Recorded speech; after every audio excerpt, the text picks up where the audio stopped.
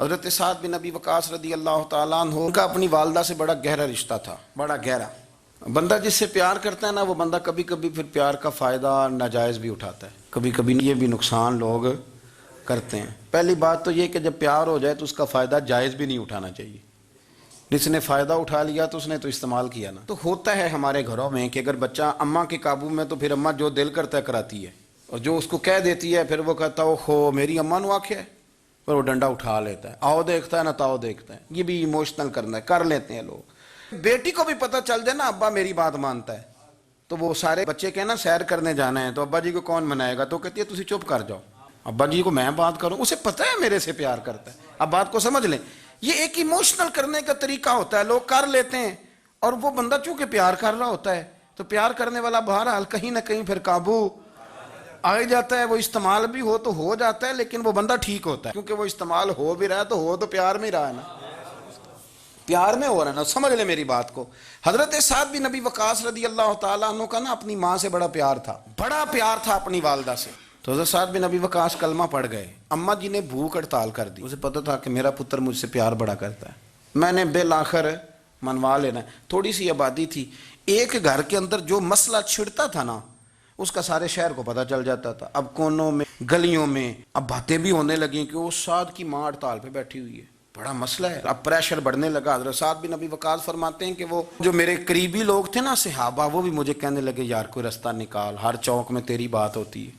کہتے ہیں میں گھر جاتا تو گھر والے، بہن، بھائی، بچے، باپ سارے کہتے ہیں یار تیری ماں مر جائے گی۔ اب بہت بڑا ایشو ہے، ہم یہ کہہ دیتے ہیں کہ انہوں نے قربانیاں بڑی دی، لیکن آپ ذرا بات کو سمجھے نا کہ اماں بھوک ہڑتال پہ بیٹھ جائے، ایک انسان کہاں کھڑا ہو جائے گا؟ بدنامی الگ ہے، بحث الگ ہے، سیانہ بندہ، مالدار، وزادار، قبیلے والا۔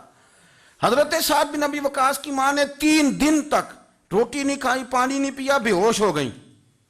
اب جب بے ہوش ہوئی تو شور پڑا، سارا محلہ جمع ہو گیا، اب سارے لوگ کھڑے، اور بچہ وہ ہے جو ماں کی بڑی ماننے والا ہے۔ اماں کے اوپر لوگوں نے پانی شانی ڈالا، ہوش آئی تو حضرت سعد بن ابی وقاص قریب آئے، کہنے لگے اماں ایک بات کرنی ہے۔ اماں بھی بڑی مشکل سے اٹھ کے بیٹھ گئی کہ پتر ماننے لگا ہے میرا۔ لوگ بھی کھڑے ہو گئے، مسکراہٹ بھی ہونے لگی کہ لو نہ کوئی بات ہونے لگی، یا ماں کہتی ہے کلمہ چھوڑ دے پھر مانوں گی۔ حضرت سعد بن ابی وقاص کہنے لگے اماں سن میری بات، 3 دن ہو گئے، مکے کا کوئی کونا کھدرا ایسا نہیں جس میں میری تیری باتیں نہ ہوئی ہوں، اور قبیلے کا، علاقے کا کوئی شخص نہیں، لوگوں نے بڑی باتیں کی، اور لوگ جب باتیں کرنے پہ آتے ہیں پھر اوپر تک جاتے ہیں۔ یہ بھی کہا کہ کیا دین یہ سکھاتا ہے کہ ماں بھوکی مر جائے؟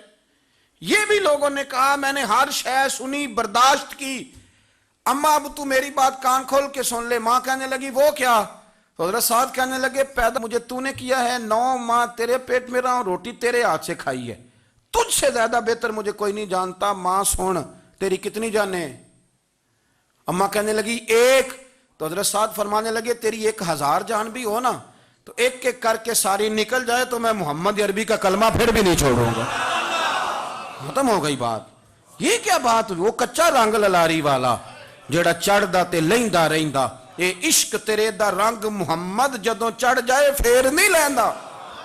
یہ کیا بات ہوئی؟ اماں تیری 1000 جان بھی ہو، روٹی کھانی ہے تو کھا، نہیں کھانی تو نہ کھا۔ یہ لفظ کہتے ہیں حضرت سعد بن ابی وقاص رو پڑے، آنسو آ گئے، لفظ کہہ کے باہر نکلے، مجمع چھٹ گیا، جس نے جو مطلب لینا تھا لیا، جس نے جو کہنا تھا اس نے کہا۔ حضرت سعد چلے گئے، شام کو گھر آئے تو اماں روٹی کھا رہی تھی، تو حضرت سعد فرماتے ہیں کہ محلے کی بیویاں کہنے لگی روٹی کیوں کھا رہی ہو؟ تو ماں رو پڑی، کہنے لگی پتر میرا ہے، میں نے پیدا کیا ہے، میرے پتر نے کبھی ضد نہیں کی، اس کے دل میں کچھ ہے اتر گئی ہے، کوئی ہے، کوئی کچا پکا جذبہ ہوتا تو میں تو 2 آنسو بہاتی تھی تو میرا پتر لوٹ آتا تھا، پر کسی رستے کا مسافر بن گیا ہے، اب کہیں پہنچ گیا ہے، اور میں اس کا درد سمجھ گئی ہوں، جہاں گیا ہے اب وہاں سے یہ لوٹ سکتا۔ آپ سمجھیں اتنا تگڑا ایمان جن لوگوں کا، ان کے بارے میں لوگ ڈسکس کریں گے۔ ان کو نا قرآن پاک نے بطور نمونہ بیان کیا ہے۔ اللہ فرماتے ہیں ایمان اس طرح کا جس طرح میرے نبی کے صحابہ کا۔